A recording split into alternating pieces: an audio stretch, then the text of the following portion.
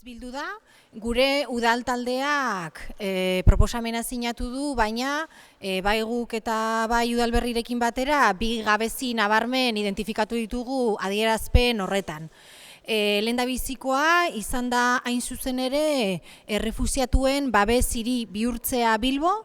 Ikusi duzuen bezala adierazpen instituzional horretan ez da horren inguruko inungo espresio argirik egiten, eta guk uste dugu horrek azken finean bilatzen duena dela distantzia markatzea hain zuzen ere iniziatiba hau hartu duten aldaketaren udaletxe hoiekin, ez? Orduan esan behar dugu guretzako nabarmena izan dela eta gabezi garrantzitsua.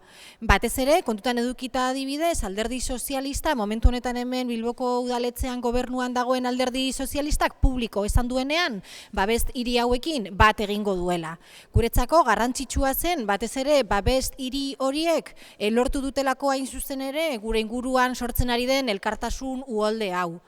Hori alde batetik, eta bigarrenek ere aipatzea, guretzako ere garrantzitsua zela elkartasuna eta bitartekoak jarriko direla esateaz gain, baita ere erantzunkizunen inguruan hitz egitea.